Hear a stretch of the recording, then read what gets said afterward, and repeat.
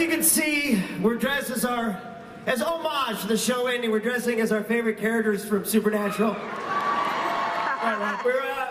We're cosplaying Sam and Dean in the rain. Kidding. We're actually in town working on our next two-man show, Perverts, a musical. Come check it out if you have a second. Or if you're a pervert. Oh, hold on a minute. All right. But really, guys, we're super excited. You know, I can't believe we're back in Hall H. So exciting. Really?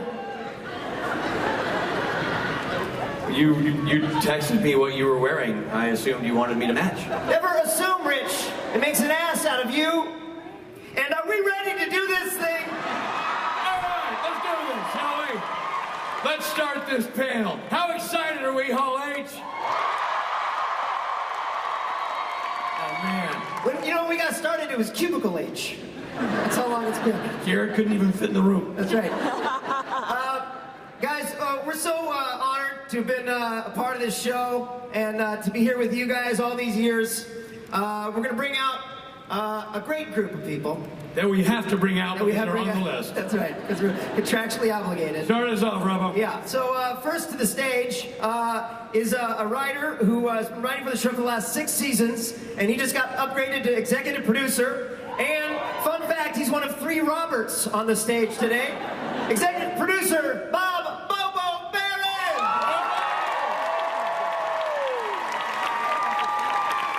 There he is. We heart Bobo. Next to the stage, this seasoned writing duo has given us countless beloved characters and dynamic moments on screen for years. They are none other than executive producers, Brad Buckner and Eugenie Ross Leming.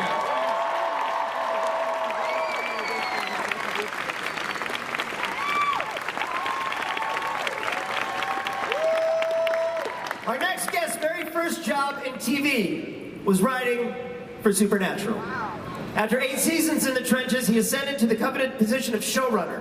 Armed with genius talent and deep respect for the characters and stories, he has beautifully shouldered the show's vision for the past 3 seasons, and now leads us bravely forward into the show's final chapter. Executive producer and co-showrunner, Andrew Dabb. There he is. It all rests on his shoulders. No pressure. Next to the stage, truly a lion of the industry. He has produced and directed hundreds of episodes of television, most notably the show we're all here to celebrate. Ever since the pilot got picked up by the network formerly known as the WB, he's been there, crafting the stories both in the writer's room and behind the lens. If you love this show, you have this man to thank. Ladies and gentlemen, Robert Singer.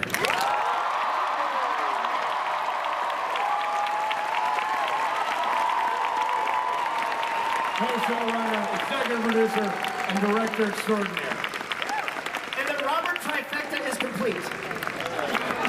You know, I co-wrote that speech, Bob. I get nothing. I got a kiss from Bob. I know. I can die now. In the short time this actor has been on the show, he's endeared himself to fans and veteran actors alike. Dry wit, raw talent abound. A welcome member of the Supernatural family and the sole representative of Canada on the stage today, Alexander Calvert. Big Al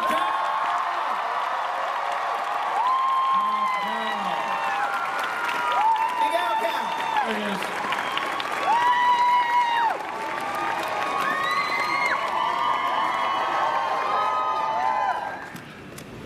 The next guy we're bringing out is truly one of a kind.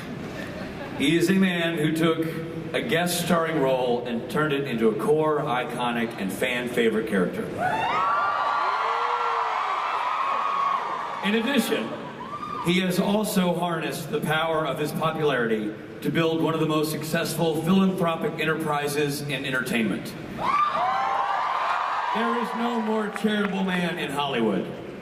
The people he has helped and the lives he has touched will live on long after Castiel hangs up his trench coat for the final time. the one, the only, Misha Collins.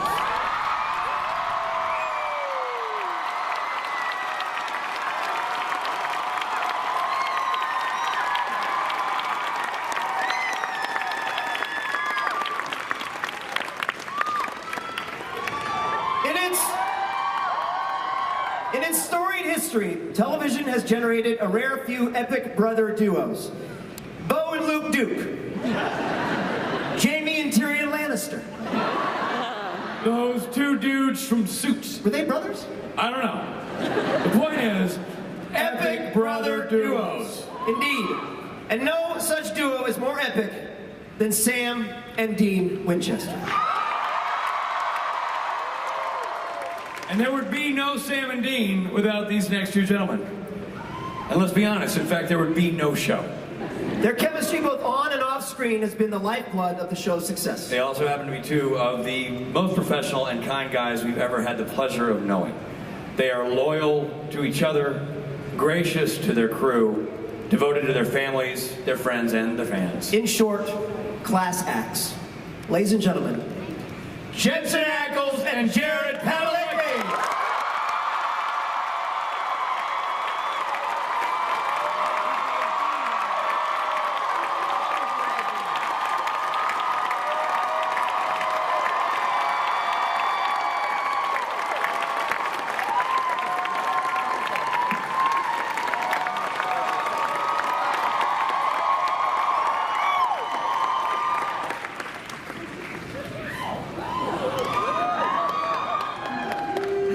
Wow.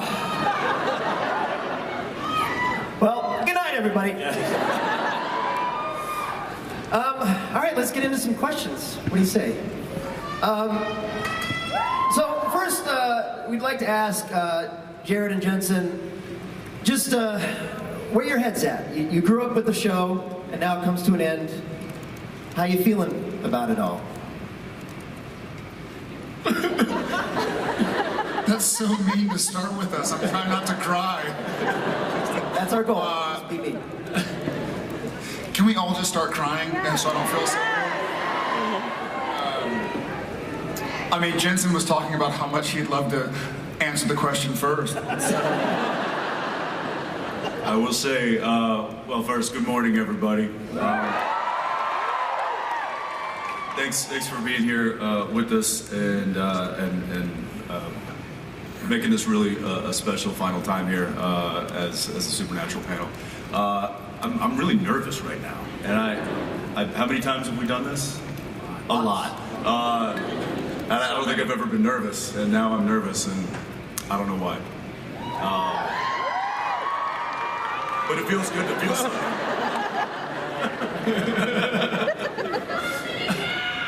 Do it again? Okay.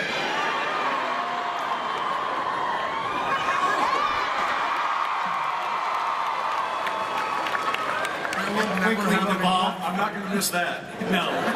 It quickly devolved from an emotional, heartfelt comment on the end of this series to a striptease in true Supernatural fashion. Well, I think Jared clearly has a future as a toupee model. I think it's nailing that. That's right. But there's a lot of weight behind this. I mean, you guys you basically grew up as actors and as people on this show.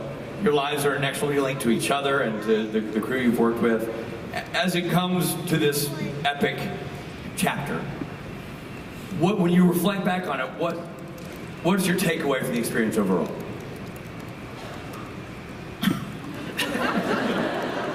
That is the most grand question of all time. Pretty much. How's your life been, After guys? becoming a father and a parent and an actor, what is the meaning of life?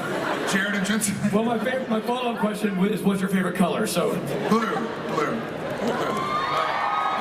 Go blue. In all honesty, I feel Jensen? It really is hard to express the takeaway from the experience. 15 years is a lot. Well, we'll say 14 and change. It's a long time. This guy was just in his early 20s. I was just born. You were just born. And we hooked it up to Vancouver, thinking that, you know, we'd just put our lives on hold, just press pause for maybe a season, maybe 2. We knew we had something good. We might have even gotten something like 3 seasons out of it. That's asking too much. And then we would then, you know, come back and press play, and life would go on, and it never got unpaused, and I'm very thankful that it didn't, because it's been quite a ride, and it's hard to express what we're going to take away from that, but lifelong friends, experiences of a lifetime, and I mean, this is, Sir, it's hard to put in. thank you all so much. See? You did it. You did it. Misha, your journey has been a little bit different. You started as a guest star in the show and then worked your way up to being such an integral part of it. What are your feelings about it coming to an end and your journey?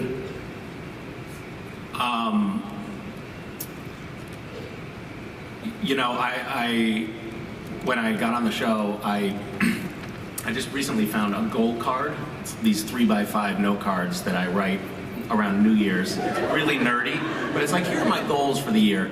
And the year before I got on Supernatural, I had written this goal of I'm a regular on a show that is creatively fulfilling, and I become lifelong friends with my castmates.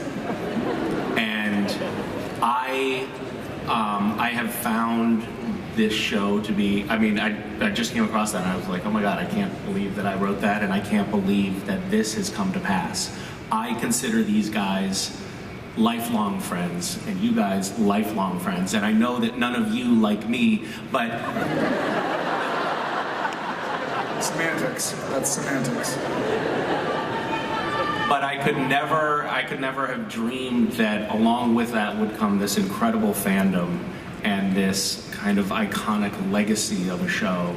And it feels like a great honor to have been a part of it. And I look forward to, you know, writing a new goal card. And you guys are going to be on it for sure. Oh, thanks. Do you have plans for the immediate future? Everything? Yeah, I don't know. You know, I just finished writing a cookbook with my wife, and that's, you can buy that on Amazon now. It's the Adventurous Eaters Club, and I'm hoping to develop 6-pack abs as well. Lofty goals. Lofty goals. So having seen you, really quickly, Misha, having seen you shirtless, don't go there. You want to lose 2 of your ab muscles for some reason?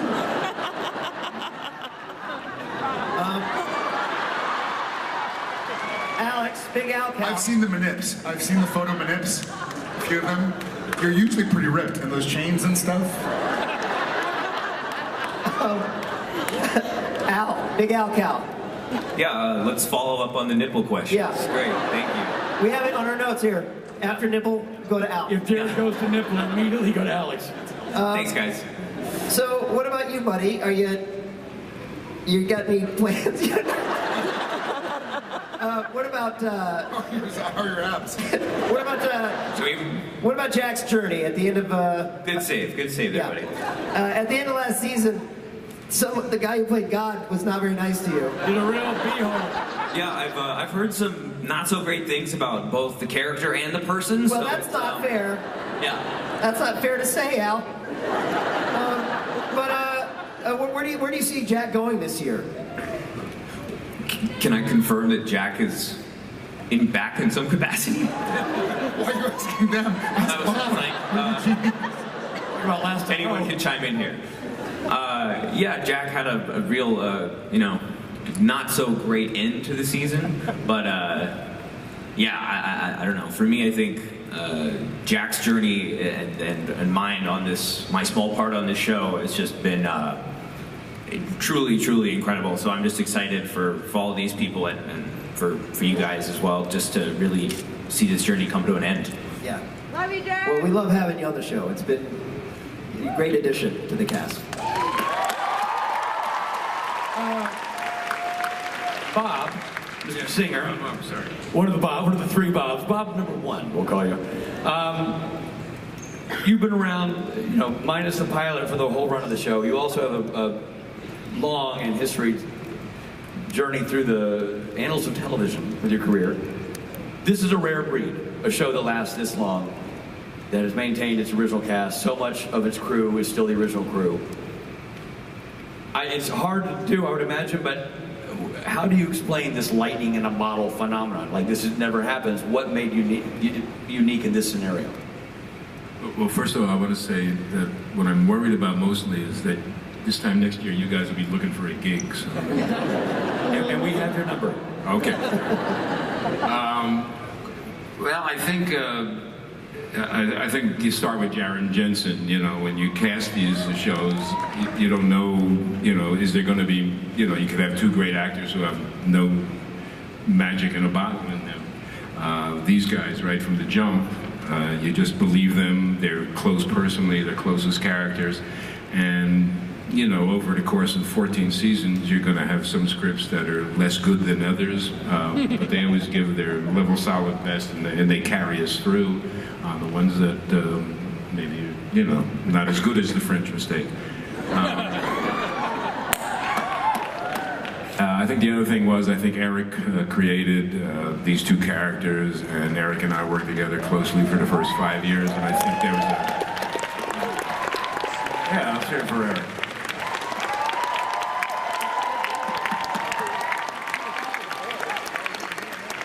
So I think a foundation of what the show could be was built fairly early, and I think when Eric left us, he left us with a lot of good things. I had the pleasure of working with Sarah for a couple of years, and then Jeremy, and now Andrew. And I think they stepped into that role as good as possible. So, for me, it's just been a joy. You never imagine 15 years, but it seems to have gone by, awfully quick, because I pretty much enjoyed every minute. Awesome. Okay, Andrew. So at the end of last season, we left our guys surrounded by what seemed like zombies, and with the past, Hunt's returning from hell. We, in all fairness, we didn't leave them surrounded by zombies. You did.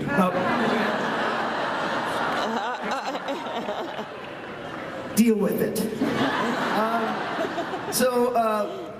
In past seasons, the endings have felt big, but this time we know it's the end. So how do we move forward? We don't. It's 20 episodes of clip shows. Good to know. We can't outdo the last 14, so why try? That's my opinion. Well, good to know. Good to know. Just for myself, in terms of what I'll be doing. Schedule. Yeah, schedule. Yeah. Now you're wide open. Yeah. Eugenie and Brad, what about God? He's not the God of yore. He's not the nice guy that he once was. Seems pretty pissed. Apparently a real jerk on set. Well, but great looking. Oh, they recast him. How do you move forward with that entity? And I'm not asking for personal reasons. Really, truly, how do you think that will shape this season and where we go this season? Well, I think that final moment on the very end of the season finale was probably one of the big game-changing moments we've ever had on the show. And to be 14 seasons in on the show and be able to have that much of a game changer is something. Because there was an assumption about God. We talked about God having left the building. He was not around. He was a long-distance guy and really had hands off. And that was confirmed when Chuck appeared for the first time a couple of seasons ago. But that was really the rule, and the boys bought into that and believed it. They were willing to accept a God who was hands-off and sort of let free will take over, and humans would do what they were going to do, and he would step in as needed, maybe. But this changed everything. Suddenly we have a God who never did leave the building, really. He was standing in the shadows, manipulating, creating stories, and watching how the boys are going to respond to this. So this really messes with your entire belief system. When you believe one set of things, and it's bad enough to not buy into the whole thing about God is all-seeing, all-knowing, all-powerful, but had left the building, and now everything changes because you can't even accept what he told you initially was the truth. That turned out not to be the truth. That he's very actively an opponent. You're living your life basically on quicksand. You don't know if any step you're taking is an authentic step that you're initiating yourself, or is everything an illusion or pre-planned by this kind of diabolical deity. So for all of us, it's kind of, I know it's a big, it's a funny show, really. So we're sort of playing with each other as writers, trying to figure out what it really means. I think it's the last year, so we have a chance to take chances we didn't have before. We're building to something that we all have to have a consensus on, but it's an answer that can never really be final. I think it has many tentacles, and you'll be seeing them played out through the season. But basically, it's kind of exciting for us. Great. And we'll follow up to you, Bobo. We know that every year you build the season up to the big bad that's going to carry us through the next year. In this instance, you guys have crafted the biggest bad that can be conjured in the form of God. So how do you see that playing out from a character standpoint for God this season? Well, I think to build off what Brad and Eugenie were just talking about, what is really exciting about this Chuck reveal at the end of last season is that it really opens up the theme of free will, which is what we've been dealing with this entire time. And I think the way that this news lands on both Sam and Dean, we'll see them sort of respond very differently at different points to this news. And I think it puts everything they've done, everything they've accomplished into doubt. What was them? What was this plan? And I think the position of the show is, yes, you did save the day. Those were authentic victories, but they have to struggle with that and sort of reclaim, the victories of their past and say, no, this was us. We do have free will. And it's just that dynamic is going to play out really interestingly throughout the whole season. Awesome. Andrew, to you as the co-showrunner along with Bob, you've been handed this assignment of taking a legendary show that everybody loves and has followed for 15 years and sending it off into the night in the best way you know how. You've come up the ranks for the show. Like, you started as a baby writer, and now you're co-boss. How did it feel to know that this creative energy would be foisted upon you? Well, the good news is there was no pressure. Yes. So that's the best news. No, I've been on the show for 12 years, and I worked with Eric and Sarah and Jeremy. And Newbie. Yeah. Compared to Ben Bob's like, no, that doesn't count. But the show's been a real part of my life. First time I've had in television, possibly last. We'll see how it goes. And so to have the honor to kind of end it along with Bob and Brad and Jeannie and Bob and everybody on the stage, minus one. It's just really, it's really exciting and scary. And I think, the things we have in mind, I think, I would guess about like 30% of people would be really happy. Yeah. Aim to please a third. That's our motto. Don't go for the majority. Just go for So 7 out of 10 of everybody in this room is going to be pissed. Yeah, it's going to be. Oh, if you thought Game of Thrones was angry, yeah, I mean,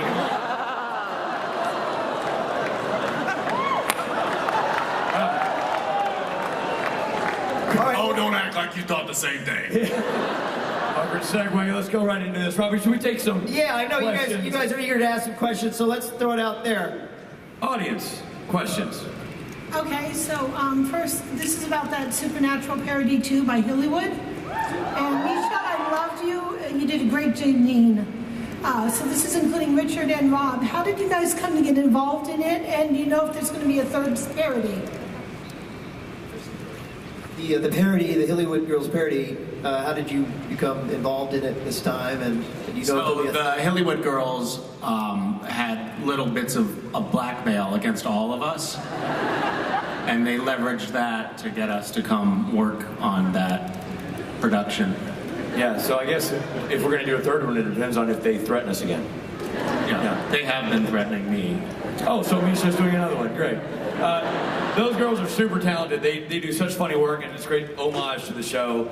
And I think the first one was such a success that it was an easy ask to get everybody to come on board and do number 2. All right, next question. Hi guys, love you.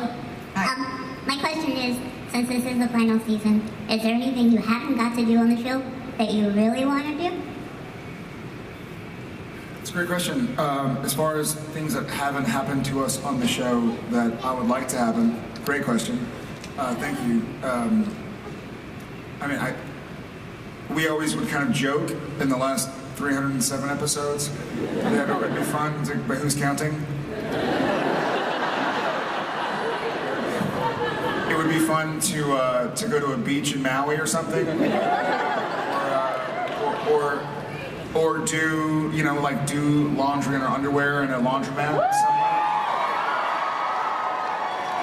But Misha's not ready, unfortunately. He has to lose 2 of his ab muscles. Yeah. But obviously, as we all know, who's been controlling what the boys are doing, we haven't been able to do that. So look to Rob Benedict, please. I mean, come on, man, you're writing it. Almighty creator. All right, Maui. You're Chuck. Maui. Not laundromat. Please don't be laundromat. For me, there's nothing I want to do that I haven't done yet. I'm just really honored and humbled to be able to have done so much already.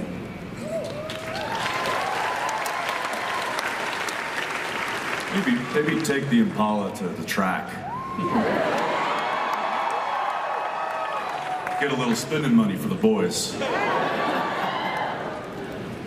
I like that. Win a t-shirt. I don't know. Are we not spitballing up here? No, that's it. I like win a t-shirt. Scribbling notes. Wet t-shirt contest with Misha. Maybe they go to Cabo and get trapped in a foam party. I don't know. We're working things out. We're just working things out. We're not there yet. Yes, ma'am. Hi guys, thank you so much for the 15 incredible years. I've loved you guys since day one. My question is for Jared and Jensen. When all is said and done and you look back on the last 15 years, what are you most proud of the legacy that you started?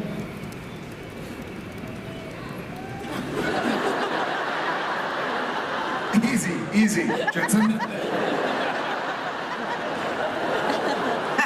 I'm gonna need more. Thank you for the question.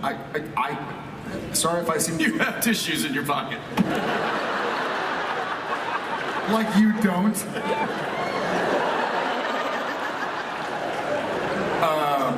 This is a really unique feeling. We've been up here a few times. We've been really lucky. And the gang at Comic-Con has been outstanding. This is a really weird sensation.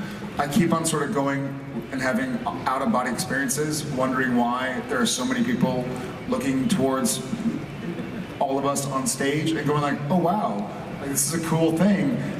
We're not going to be here next year. So I feel like the relationships I've been able to build, met a couple of my best friends. I also met Richard Speight. But I also met people I really enjoy. I also met this girl named Genevieve. In Europe. Had some kids, got really tired, got a few gray hairs when they wouldn't stop waking up in the middle. For me, the legacy is going to be, he and I had talked about this, and we actually talked about this for about 2 or 3 hours last night, about the show and about how lucky we are, and we still have a job to do. But I feel like I'm really lucky because my friendships won't go away, and Sam Winchester, for me, won't go away. He'll be a part of me forever. And, you know, so...